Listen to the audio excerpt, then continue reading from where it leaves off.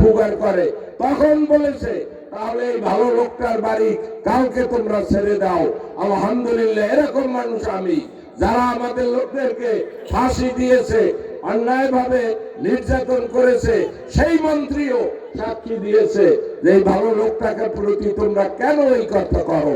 আলহামদুলিল্লাহ, যে কোনো দল আজকে শুধু বেতাগির নয়, বামনা, পাথরঘাটা সব জায়গা বিএনপির যারা নেতৃত্বে রয়েছে সবাই কেউ কোনো না কোনো ভাবে আমার দ্বারা উপকৃত হয়েছে। আমি সে কথা বলতে চাই না, কারণ মানুষের উপকার করা আমার ধর্ম। তারা আমার সামনে আসলে সবাই শ্রদ্ধা করে, সম্মান করে।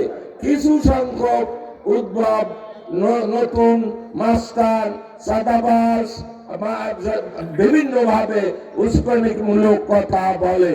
তারা কেন আপনাদেরকে ভয় দেখাবে? আমাদের জনগণই মানুষের শক্তি, দেশের শক্তি। আপনারা তাদেরকে প্রতিহত করবেন যে ভাইরা তোমরা আমাদের সন্তান, কেন তোমরা কাজিরাবাদের স্বার্থের বিপক্ষে, বেতাগীর স্বার্থের বিপক্ষে কথা বলো? এবারে আমাকে নির্বাচিত করা আপনাদের দায়িত্ব, এই কাজিরাবাদের স্বার্থে, বেতাগীর স্বার্থে। শুধু তাই নয়, আমি যদি নির্বাচিত হই, বামনা পাথরঘাটার মানুষও উপকৃত হবে, কারণ আমরা ন্যায় এবং ইনসাফ ভিত্তিক কাজ করব। আমাদের পকেটে যদি অবৈধ পয়সা না ঢোকে, হারাম পয়সা না ঢোকে, তাহলে অবশ্যই বামনা পাথরঘাটার মানুষও তাদের ন্যায্য হিস্সা পাবে। আমি বামনায় ঘুরেছি, পাথরঘাটা ঘুরেছি, তারা ঐক্যবদ্ধ। তারা বলতেছে যে আমাদেরকে বাঁচান চাঁদাবাজ, গুন্ডা পান্ডা, দখলদারদের কবল থেকে। ইনশাআল্লাহ যদি আমরা নির্বাচিত হই, সারা বাংলাদেশের সরকার গঠন করি, তাহলে অবশ্যই দেশ থেকে এই চাঁদাবাজ, দখলদার, গুন্ডা সান্ডা তাদেরকে প্রতিহত করা হবে। শুধু রাজনৈতিক বিশ্বাসের কারণে কেউ নির্যাতিত হবে না, যে দলেরই হোক না কেন। যারা অপরাধী, দাগী, ক্রিমিনাল, ফৌজদারি অপরাধে, তাদের ব্যাপারে আমাদের কঠোরতা থাকবে। কিন্তু গণতান্ত্রিক নিয়মে শুধু রাজনৈতিক বিশ্বাসের কারণে, অপার দল কারণে আমরা কাউকে হয়রানি করব না, এখনো করি না ইনশাআল্লাহ। ভাইরা আমার, আমাদের সময়ের লিমিট আছে, সময় প্রায় শেষ পর্যায়ে। তো কাজিরাবাদে আমার বক্তৃতা দেওয়ার প্রয়োজনও নেই, সময়ও নেই। আমার 14 গোষ্ঠী আপনারা জানেন, আমি সাধারণ ফ্যামিলির সন্তান। আমি এই কাজিরাবাদ থেকেই চান্দখালী স্কুল থেকে এসএসসি পাস করেছি। আমি এখানেই মানুষ হয়েছি। বারবার জেলে গেলেও আবার জেল থেকে ছাড়া পেয়ে বাড়ি এসেছি।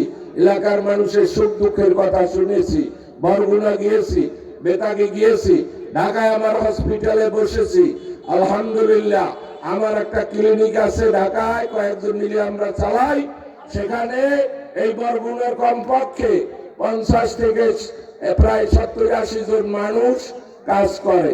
তার মধ্যে কয়েকজন সনাতনী ধর্মের লোকও রয়েছে। ভাইয়েরা আমার উদ্যোগে বিদেশি সাহায্যে বরগুনা জেলায় প্রায় 100 মসজিদ হয়েছে বিভিন্ন জায়গায়। আমি বিভিন্ন স্কুল, কলেজ, মাদ্রাসায় কাউকে বঞ্চিত করি না। সে হিজবুল্লাহ হোক, সে ইসলামী আন্দোলন হোক, সে খেলাফত মজলিস হোক, যারা ইসলামের কথা বলে, শরীয়তের কথা বলে, তাদেরকে আমি কম বেশি সাহায্য করি।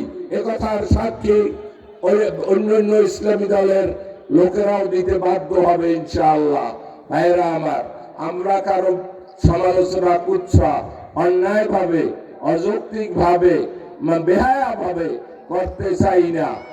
কিন্তু আমার বন্ধুদেরকে আহ্বান জানাই, আপনারাও ভদ্রভাবে কথা বলুন, শান্তভাবে, গণতান্ত্রিক নিয়ম মেনে। এদেশের আগামী নির্বাচনের উপরে এদেশের ভবিষ্যৎ নির্ভর করে। দেশ কোন পথে চলবে, কি করলে ভালো, সেটা নির্বাচিত হবে, নির্ধারিত হবে আগামী পার্লামেন্টে। কাজেই আগামী পার্লামেন্টে যাতে সৎ যোগ্য লোক যায়, সে দায়িত্ব দেশবাসী।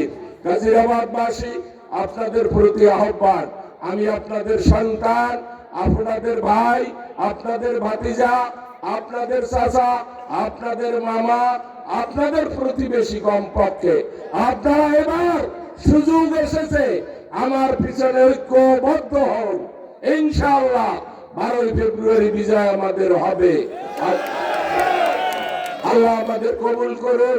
আমার জন্য দোয়া করবেন, আমিও আপনাদের জন্য দোয়া করি। ইনশাআল্লাহ আমি কখনো বিদেশে পালিয়ে যাওয়ার বা বিদেশে আরামে থাকার চিন্তা করি না, আগামী দিনেও করব না। আল্লাহ যেন আপনাদের সাথে থাকার তৌফিক দান করে। এ গাজীরাবাদ, এ বেতাগী, এ বামনা, এ পাথরঘাটা সবই আমার সমান। আসুন আমরা 12 ফেব্রুয়ারি নির্ভয়ে ওইসব পাগল ছাগলদের কথা না শুনে ঐক্যবদ্ধভাবে দাঁড়িপাল্লার পক্ষে ভোট দিয়ে বিজয় দিই। এই বলে আপনাদের দোয়া আছে আমি শেষ করছি।